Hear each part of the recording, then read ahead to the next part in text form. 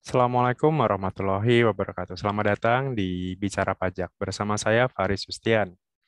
Di video kita kali ini saya akan sedikit menjelaskan tentang SP2DK gitu. Jadi kalau kemarin-kemarin atau mungkin sampai sekarang ya, gitu. Jadi bagi Anda khususnya wajib pajak kok sering banget ya dapat surat dari DJP, surat cinta istilahnya gitu. Nah, DJP sendiri itu menyebutnya adalah SP2DK, surat permintaan penjelasan atas data dan keterangan gitu. Jadi ya semacam kalau dulu mungkin namanya surat imbauan ya gitu, surat imbauan. Nah, di sini saya mungkin akan sedikit menjelaskan tentang apa itu SP2DK, kemudian bagaimana respon kita sebagai wajib pajak kalau misalkan kita terima surat SP2DK itu atau surat cinta ya, surat cinta dari DJP itu, kemudian apa yang harus kita lakukan setelah itu, kemudian data-data apa saja yang harus kita siapkan.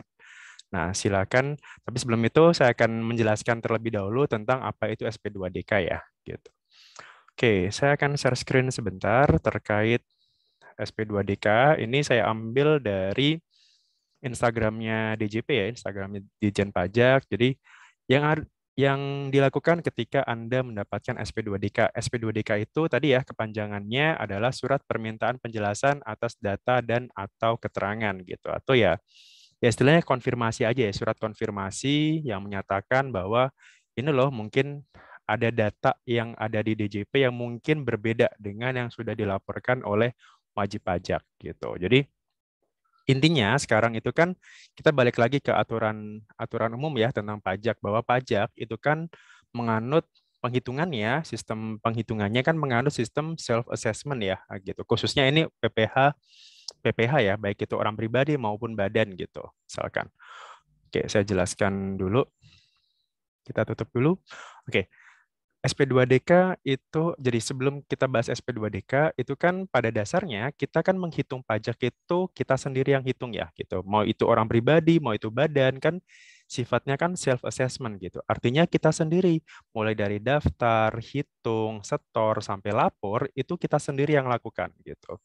Datanya gimana? Anda sendiri yang membuat gitu. Misalkan mulai dari laporan keuangan, pencatatan, terus berapa tarif yang dikenakan, apakah nanti Anda memilih katakanlah tarif UMKM atau tidak, misalkan. Itu semuanya Anda yang putuskan gitu sebagai wajib pajak di sini. Nah, ketika Anda sudah menjalankan kewajibannya tadi ya, mulai dari daftar NPWP, kemudian hitung pajaknya, kemudian setelah itu setor pajaknya, sampai yang terakhir adalah kita harus lapor SPT tahunan. Ketika kita sudah menjalankan semua kewajiban itu, ya sudah, berarti secara secara umum kewajiban pajak kita sudah selesai. Itu secara umum ya gitu. Nah, kemudian dari DJP itu kan diberi kewenangan untuk meneliti untuk 5 tahun ke belakang gitu. Jadi kan yang namanya istilahnya kan itu namanya daluarsa ya, atau ya sederhananya itu kadar masa masa apa ya masa berlakunya gitulah gitu. Masa berlaku pajak kita itu kan 5 tahun gitu.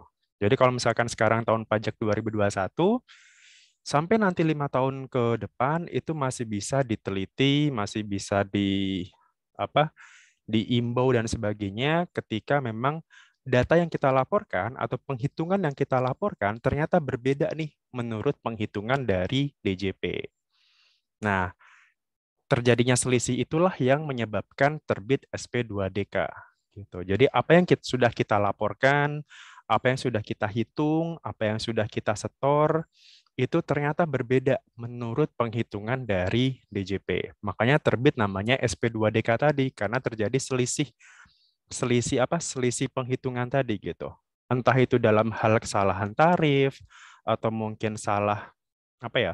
Salah pencatatan atau mungkin memang terjadi memang dispute ya. Maksudnya adalah oh bagi wajib pajak ini diakui kok.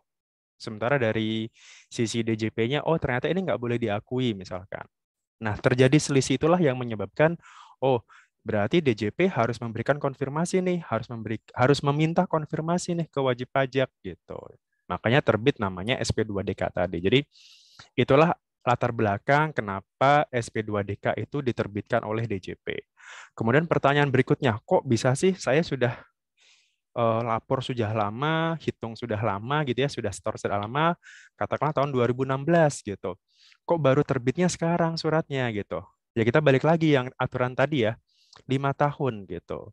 Jadi kalau 2021 sekarang kan kita masih bisa untuk melihat 5 tahun ke belakang ya. Berarti kan 2000 apa 2000 2000 2020 2019 18 17 16 gitu. 5 tahun ke belakang gitu. Jadi kalau nanti di tahun 2022 ya berarti tahun 2017 terakhir. Nah, sebelum apa ya? Sebelum tahun 2016 gimana ya sudah itu dianggap selesai gitu. Jadi misalkan sekarang tahun 2021 nih. Kemudian pada saat itu 2015 Anda nggak setor pajak misalkan, Anda lupa gitu misalkan. Ya sudah itu dianggap selesai. Apalagi kalau misalkan ternyata dulu Anda ikut tax amnesty. Ya sudah itu dianggap sudah selesai semuanya gitu. Jadi kita mulai lagi lembaran baru gitu ya untuk tahun 2016 gitu. Itulah tadi ya latar belakang kenapa bisa ada SP2DK untuk tahun pajak 2016 misalkan atau 2017 gitu. Kan datanya saya sudah hilang, Pak. Datanya saya sudah tidak tahu nih datanya seperti apa atau mungkin yang dulu mengerjakan orang lain nih, Pak. Gimana gitu. Nah, itulah gunanya Anda harus menyimpan dokumen minimal selama 10 tahun gitu. Jadi dokumen apapun yang terkait perpajakan sebaiknya Anda simpan selama minimal ya 5 sampai 10 tahun lah gitu. Kenapa? Karena tadi jangka waktu kita diteliti, jangka waktu diterbitkan surat tagihan, jangka waktu Anda bisa diperiksa, Anda bisa diterbitkan imbauan tadi SP2DK itu adalah 5 tahun. Jadi pastikan Anda punya dokumen-dokumen itu, gitu. Bagaimana kalau misalkan ternyata hilang, terbakar dan sebagainya? Ya sudah berarti ya Anda bisa konfirmasi ulang ke DJP atau ke petugas pajaknya, oh dokumen ini sudah hilang Pak atau gimana lah gitu. Jadi tinggal konfirmasi aja. Sebaiknya saran saya ketika Anda punya dokumen, Anda digitalkan aja langsung. Toh sekarang juga sudah ada teknologi cloud computing ya atau cloud storage gitu. Jadi Anda simpan aja di Google Drive atau di OneDrive atau di Dropbox dan sebagainya gitu. Itu kan lifetime ya. Jadi Anda bisa akses kapan aja selama Anda tahu passwordnya gitu. Itu terkait SP2DK gitu. Nah, tadi saya balik lagi ke di sini.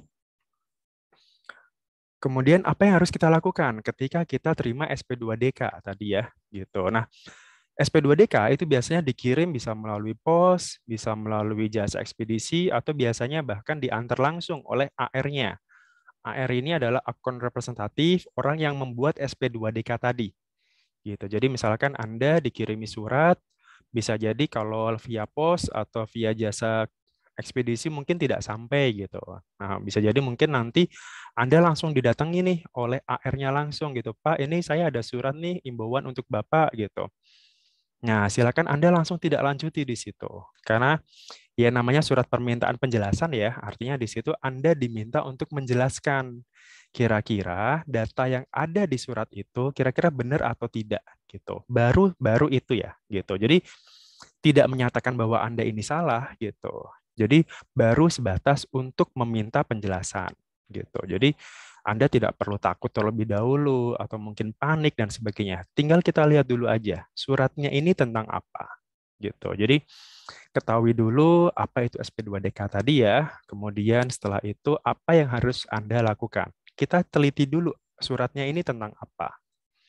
Karena di sini biasanya kalau surat SP2DK, sorry, ya SP2DK ini kurang lebih bentuknya seperti ini ya. Ada kop resminya. Jadi kalau misalkan bentuknya kok agak aneh, tidak ada kop resmi dari DJP, kemudian dari kantor pajaknya, surat dan sebagainya, bisa jadi itu surat itu palsu ya. Jadi pastikan dulu bahwa surat yang Anda terima itu asli dari DJP gitu. Jadi konfirmasi dulu ke nomornya, kok bisa ke call center pajak ya ke 1500 200 pastikan surat yang Anda terima ini benar dari DJP. Karena bisa jadi kan ada ya yang memanfaatkan itu gitu, ketidaktahuan Anda Kemudian ada orang yang berpura-pura dengan sengaja untuk apa ya, istilahnya ya mengatasnamakan DJP seperti itu. Jadi pastikan dulu surat ini benar gitu. Petugas yang mengantarnya juga benar bahwa dia dari DJP seperti itu, bukan ya orang orang nggak jelas seperti itu. Nah, kemudian di sini di surat ini biasanya itu ada keterangan yang harus Anda lakukan. Contoh contoh misalkan katakanlah suratnya itu berisi tentang ekualisasi nih. Ekualisasi antara PPH dan PPN. Ada juga misalkan dinamisasi, ada juga selisih antara bukti potong sama sama biaya dan sebagainya. Nanti akan saya jelaskan ya di video saya yang lain mungkin tentang apa saja jenis-jenis data yang kira-kira nanti dimasukkan di SP2DK. Contoh pertama tadi ya, misalkan tentang ekualisasi nih, ekualisasi antara PPH dan PPN. Itu sederhananya seperti ini. PPN ketika ya ini PKP ya, kalau Anda sudah jadi PKP pengusaha kena pajak gitu. PKP kan wajib mengeluarkan faktur ketika dia menjual, ya kan? Ketika dia menjual barang dia pungut PPN nih. Sementara ketika dia membeli barang dia dapat PPN. Nah, itu kan pasti ada datanya semua nih. Anda tiap bulan lapor PPN. Di situ tercantum nih penyerahan setiap bulannya berapa gitu. Nah, itu sebagai dasar nanti di PPH badannya atau di PPH tahunannya ya gitu. Jadi antara omset penyerahan di PPN seharusnya sama dengan omset di PPH. Itu namanya ekualisasi. Equal dari kata equal ya, dari kata sama. Seharusnya sama ya secara umum gitu. Walaupun nanti bisa aja berbeda gitu. Tergantung jenis usaha yang Anda lakukan gitu. Tapi normalnya ketika usaha dagang, penyerahan di PPN harusnya itu menjadi omset di PPH gitu. Penjualan di PPN, penjualan di SPT masa PPN itu seharusnya sama dengan penjualan di PPH. Dan yang lain juga sama ya. Artinya misalkan pembelian di PPN itu harusnya sama dengan pembelian di PPH. Kan salah satu item di HPP itu kan pembelian ya. Artinya nanti dikoreksi nih kalau ternyata ada selisih. Penjualannya sekian, katakanlah 2 miliar, sementara kalau di PPH kok nol, kok cuma 1 miliar, misalkan kan ada selisih di situ. Nah, itulah biasanya yang akan terbit SP2DK. Jadi itu yang namanya ekualisasi antara PPH dan PPN. Itu baru contoh pertama ya. Ada lagi contoh-contoh yang lain. Nanti kan kita bahas. Gitu. Nah, dari situ Anda tinggal respon saja. Tadi ya, permintaan penjelasan. Artinya apa? Anda harus sampaikan tanggapannya. Ketika misalkan nanti AR visit ke tempat Anda, silakan langsung, oh memang ini memang selisih Pak gitu. Anda bisa jelaskan di situ. Gitu. Atau kalau misalkan memang ternyata Anda memang belum belum setor PPH-nya ya sudah lakukan pembetulan, kemudian bayar pajaknya sesuai dengan undang-undang gitu. Atau sebaiknya Anda juga sampaikan secara tertulis gitu. Jadi itu lebih bagus ya. Jadi ada buktinya nih. Atas surat SP2DK ini kami memberikan pernyataan tertulis gini gini gini. Misalkan saya siap bersedia untuk membayar pajaknya misalkan atau saya tidak bersedia karena memang datanya salah misalkan. Itu bisa aja. Yang penting Anda harus respon surat tersebut. Nah, biasanya surat tersebut jangka waktunya adalah 14 hari. Dari kapan? Dari sejak diterima. Gitu. Jadi ketika Anda sudah terima surat itu, sebaiknya Anda segera untuk merespon. Caranya gimana? Tadi ya, bisa langsung, bisa juga tertulis. Dan di SP2DK itu biasanya sudah tertulis, tercantum nama yang bisa dihubungi. Biasanya AR-nya langsung. Gitu. Nah, silakan Anda hubungin di nomor tersebut ya. Biasanya mencantumkan nomornya. Nah, silakan Anda hubungi langsung gitu. Pak, ini saya dapat surat nih dari Anda gitu, nomor sekian tentang ini gitu. Kemudian apa yang harus saya lakukan? Nah, setelah itu pastinya AR itu akan membantu Anda, akan menjelaskan kepada Anda gitu. Oh, ini loh Pak, datanya atas ini.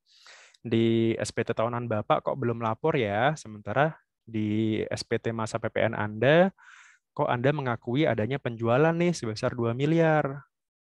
SPT tahunan Bapak kok belum Anda laporkan. Nah, kayak gitu-gitulah kurang lebih. Nah, tinggal Anda apa namanya konfirmasi aja, oh baik Pak, nanti akan saya laporkan SPT tahunannya, atau oh baik Pak, akan saya betulkan SPT tahunannya, seperti itu. Jadi tinggal kita konfirmasi aja gitu. Jadi ya sama kayak apa ya? Ya sama kita kalau kita ngirim surat atau kalau kita ngirim ngechat gitu ya, tapi kalau dibalas cepat kan enak ya gitu. Jadi sebaiknya kalau misalkan Anda dapat surat SP2DK, sebaiknya memang ketika Anda sudah terima, Anda langsung konfirmasi nih ke petugasnya tadi ya. Oh, saya dapat suratnya dari Anda gitu tentang ini. Nah, mohon penjelasannya misalkan. Oke, nah itu bisa langsung Anda bisa tatap muka langsung datang ke KPP untuk konfirmasi atau ya lewat video call atau Zoom dan sebagainya itu bisa gitu. Karena sekarang sudah bisa online semua ya gitu. Jadi tadi sebaiknya Anda konfirmasi secara tertulis, kemudian setelah itu tinggal tinggal apa? Tinggal cari aja data-datanya yang kira-kira membantu Anda untuk menyelesaikan SP2DK tersebut gitu. Jadi kurang lebih itu untuk apa ya penyelesaian atau apa yang harus Anda lakukan ketika Anda mendapatkan surat cinta dari DJP tadi. Jadi kalau yang bisa saya rangkum, SP2DK terbit ketika memang terjadi selisih data, adanya data yang berbeda dengan apa yang dilaporkan oleh Anda sebagai wajib pajak dengan data yang dimiliki oleh DJP. Gitu. Itu bisa saja terjadi. Kemudian yang kedua tadi, kenapa kok tahun-tahunnya kadang-kadang lama, sudah 4 tahun yang lalu, 3 tahun yang lalu, dan sebagainya. Karena memang di undang-undang boleh mengatur itu. Gitu. Jadi DJP berhak untuk meneliti SPT Anda, pajak Anda untuk 5 tahun ke belakang. Gitu. Jadi datanya sampai situ. Maka sebaiknya Anda simpan nih dokumen-dokumen Anda paling tidak sampai 5 tahun atau 10 tahun ke depan gitu. Untuk jaga-jaga ya ketika nanti ada koreksi dan sebagainya. Kemudian setelah itu langkah yang ketiga adalah tadi ya, Anda konfirmasi langsung ke AR-nya langsung ke yang membuat surat tadi, kira-kira ini tentang apa? Apakah tentang ekualisasi, apakah tentang bukti potong, ataukah tentang biaya, dan sebagainya. Kemudian tanya, apa yang harus saya lakukan, kemudian dokumen-dokumen apa yang harus saya siapkan. Di situ sudah dijelaskan nanti semuanya. Ketika Anda nanti sudah ketemu AR, nanti akan dijelaskan nih langkah berikutnya yang harus Anda lakukan. Gitu. Atau misalkan nanti tahun depan Anda ikut program pengungkapan sukarela juga silakan. Itu semuanya berhak Anda lakukan semua gitu sebagai wajib pajak ya gitu. Mungkin itu saja untuk apa ya seri SP2DK ini. Jadi insya Allah nanti kita akan menjelaskan lagi terkait surat cinta ini gitu. Jadi Anda biar tidak salah paham, Anda tidak panik ketika dapat surat cinta dari DJP gitu. Dan percayalah bahwa DJP sendiri itu sudah memiliki banyak sekali data terkait harta, terkait utang, terkait bukti potong dan sebagainya gitu. Jadi ya istilahnya tinggal tadi ya, yang penting Anda lakukan kewajiban Anda secara benar ya sudah, itu dianggap selesai gitu. Tapi kalau misalkan Anda masih ada yang salah, nah bisa jadi nanti Anda akan dikirimi nih surat cinta lagi gitu. Ya, semoga itu bentuk cinta dari DJP juga ya, gitu. Bukan sekedar surat cinta dalam hal sarkas juga, gitu. Oke, terima kasih. Itu saja yang bisa saya sampaikan. Mohon maaf kalau ada kekurangan. Silakan tinggalkan pertanyaan di kolom komentar nanti. Dari saya, semoga Anda selalu sehat, usahanya berkembang, dan bisa membantu negara untuk pulih dari pandemi ini lebih cepat. Dari saya, terima kasih, dan Assalamualaikum warahmatullahi wabarakatuh. Salam.